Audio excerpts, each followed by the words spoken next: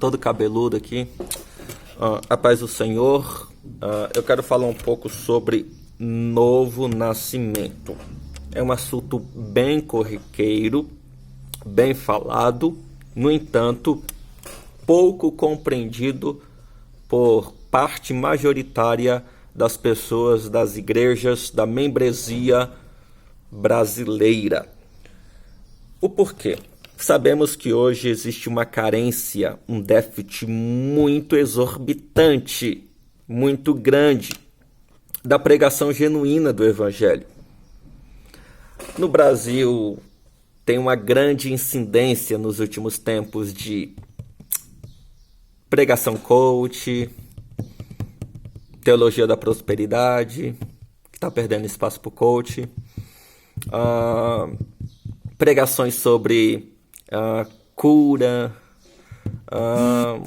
ou seja, resumindo, pregações que envolvem o bem-estar terreno. Quando, na verdade, a pregação genuína do Evangelho consiste na salvação do estado pecaminoso do ser humano. Existe a prosperidade do Evangelho, mas é diferente da teologia da prosperidade. Eu costumo dizer que a teologia da prosperidade é diferente da prosperidade do Evangelho. Outra hora eu falo sobre isso. Mas enfim, como tem toda essa diversificação de pregações aí que fogem da proposta do Evangelho, é que esse assunto novo nascimento acaba sendo deixado de lado, sendo que o novo nascimento é a principal temática do Evangelho, nascer de novo. No que consiste esse novo nascimento? O novo nascimento é a condição bíblica para sermos salvos, para irmos para o céu. E isso está bem claro em João capítulo 3, que registra o diálogo entre Jesus, nosso Salvador, e Nicodemos, mestre da lei, que integrava o Sinédrio, que era como se fosse o STF daquela época. Nessa conversa, Jesus faz uma afirmativa, e a afirmativa é: ninguém pode entrar no reino de Deus se não nascer da água e do Espírito. Em suma, Jesus estava dizendo: ninguém pode ir para o céu, ninguém pode ser salvo se não nascer de novo. E o que é esse nascer de novo? Qual é o conceito? O que significa isso? O novo nascimento é uma experiência sobrenatural, é uma experiência que ocorre pela pessoa do Espírito Santo. É o Espírito Santo que nos transforma. Ele convence, do pecado, da justiça e do juízo. É o Espírito Santo que nos transforma. É o Espírito Santo que faz essa experiência sobrenatural ocorrer e passarmos a ter fé, passarmos a acreditar. Porque Deus é o autor e consumador da nossa fé. É isso aí. Então, é uma experiência concedida por Deus. Aliás, a salvação não é proveniente do homem, para que ninguém se glorie, mas é dom de quem? De Deus. É Deus que dá a salvação. Então nós não temos possibilidade nenhuma. Só Deus que nos salva. Somos miseráveis, pecadores, que carecemos da sua graça e da sua misericórdia. Em suma, o novo nascimento é isso. Uma experiência sobrenatural concedida pelo Espírito Santo que nos possibilita, que, na verdade, nos assegura a salvação, mediante a morte de Jesus na cruz do Calvário. Foi porque Jesus morreu por nós que ele nos assegurou a salvação. E hoje podemos ser salvos. Glória a Deus por isso. Aleluia. Então, o novo nascimento é isso. Vou tentar fazer uma rápida exegese, uma interpretação aqui do capítulo 3, para melhor elucidar o assunto. Aqui Jesus está conversando com Nicodemos, um doutor, um mestre da lei. E na conversa Jesus diz: olha, se não nascer de novo, não tem como ser salvo. Só que Nicodemos não entendeu muito bem, assim como tem um monte de gente que não entende. Assim como eu também não entendia muito bem. Mas ao estudar, eu achei algumas coisas interessantes que eu quero compartilhar com você. Eu disse que nascer da água e do Espírito é de difícil compreensão. O que Jesus estava querendo dizer quando afirmou: aquele que não nascer da água e do Espírito não pode entrar no reino de Deus? Água e Espírito, o que significa isso? Enfim, quando nós vamos analisar o contexto, porque texto sem contexto é pretexto.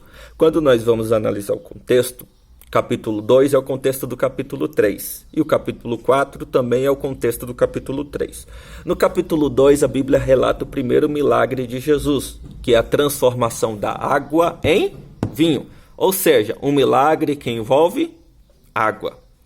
Capítulo 4, a Bíblia nos registra a conversa de Jesus com uma mulher samaritana. E qual que é o tema da conversa? O poço, que envolve água também. Jesus diz: aquele que beber dessa água volta a ter sede. Poço é cavado aonde? Na terra. Jesus estava dizendo o quê? Aquele que bebe da água do poço dessa terra volta a ter sede. Mas aquele que bebe da água que eu der nunca mais terá sede, porque a água que eu der fará em ti uma fonte a jorrar para a vida eterna. Jesus está falando o que ali em João capítulo 4? Sobre as necessidades subjetivas do ser humano e sobre a salvação. Ou seja, capítulo 2 fala sobre transformação da água em vinho, milagre que envolve água. João capítulo 4, conversa, diálogo que também envolve água. Aí no capítulo 3, Jesus fala sobre água também. Quando Jesus fala sobre água, Nicodemos, de certa forma, deveria fazer um link. Por quê? Porque Nicodemos foi atraído pelos milagres. Ele foi de noite até Jesus e diz: bem sabemos que tu é mestre vindo de Deus, porque ninguém pode fazer esses sinais se Deus não for com ele. Então, Nicodemos deveria fazer um link com os milagres que estavam acontecendo, principalmente com o primeiro milagre. Ainda mais, ele deveria fazer um link com o que foi falado em Ezequiel capítulo 36, versículo 25 e 27. Porque Nicodemos era doutor do quê? Da lei. Em Ezequiel capítulo 36, versículo 25 ao 27, o profeta usado por Deus pronuncia, fala uma profecia.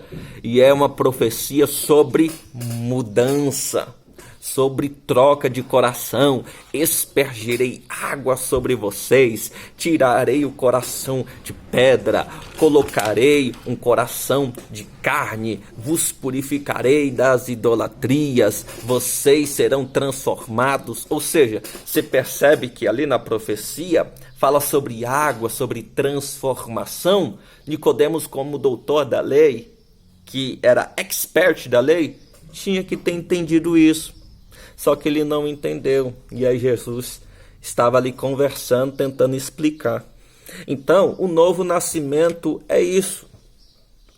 Mudança de comportamento, mudança de mente, metanoia.